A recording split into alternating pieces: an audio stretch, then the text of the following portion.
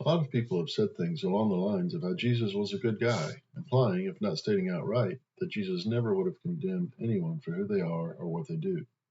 Such comments are often made by non-Christians when they believe that those who claim to follow Jesus are unjustly attacking people just for being who they are. The context might have to do with how a Christian-influenced society pushed for laws against behaviors that go against the Bible, as Christians have historically understood the biblical message. Often it is a response to the ridicule or shame heaped upon an individual or group because they went against a norm that Christians believe is defined by the Bible. The reaction of Christians to behavior that they deem to be unchristian may seem to others to be unchristian itself, hence the rebuttal that Jesus would have acted differently. Uncharitable interactions often result in the charge that so-called Christians are not doing what Jesus would have done. Part of the problem stems from how even Christians struggle to correlate who they understand Jesus to be and how to live accordingly. For those who claim to follow Jesus, he was not only a good guy, but a perfect human being, faultless before God. Describing Jesus as perfect or faultless meant that he fulfilled some ideal, met a standard, never missed the mark in his interaction with others. Perfection is a hard example to follow, but the Christian claim is that we ought to live accordingly. But if you want to use Jesus as your model, even if it is a model to be foisted on others, it is important to have an accurate understanding of Jesus and how he views us based on the written testimony of his life. Being human is complicated. Jesus knows. We are not born self-aware, sure of, and secure in our own identity. Our sense of self comes partially from the genes that encode the material aspects of our being, and partially from who we are as beings in relationship with others, as we grow and develop over time. Neither of these factors are under our control when we get started. As we mature, we gain more control over the social component of our development, but for most of us, being human continues to be a work in progress. Others, particularly others of our own age, are often as confused as we are about what we can be and ought to be as human beings. The result is often more confusion before clarity develops, and we can frame a more or less coherent self-understanding that allows us to engage with the world in meaningful ways. Our engagement includes expectations that we have with respect to how others will behave in our interactions. When others fail to live up to the model that they have identified for themselves, or that we may have foisted upon them, we may be inclined to lash out. When individuals feel threatened by those who claim to be operating from a perspective of Christian belief, a common response is to suggest that Jesus would not treat them poorly or make them feel bad. Everyone knows that Jesus was a good person. The question is what we expect of a good person in relationship. Today, it is popular to assert that a good person would not make me feel bad about myself for any reason whatsoever. As a result, if Jesus was a good person and you claim to follow Jesus, then nothing that you do or say should make me feel bad.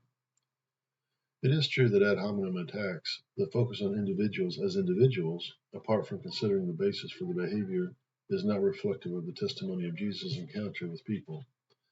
It is also true that people often have definite ideas about how we ought to live as human beings. Insofar as people are believing and behaving in ways that appear to be contrary to Jesus' way of being, the Christian must be careful not to expect of them behaviors that reflect God at work in their lives. It is impossible to live as God intended, to know and model what being human is all about, apart from a relationship with the Creator. Life in relationship with the Creator, however, is only possible when one is in relationship with Jesus Christ as he is, not as we imagine him to be. Jesus was not just a good guy, he was kind to everyone he met. You are okay as you are is never Jesus' view about anyone.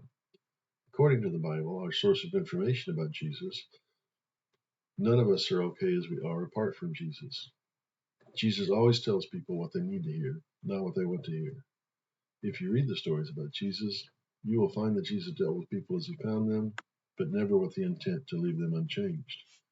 When people parted ways with Jesus, they may have been rejoicing or they may have been despondent, but they always had to face up to who they were in light of who they were intended to be from God's perspective.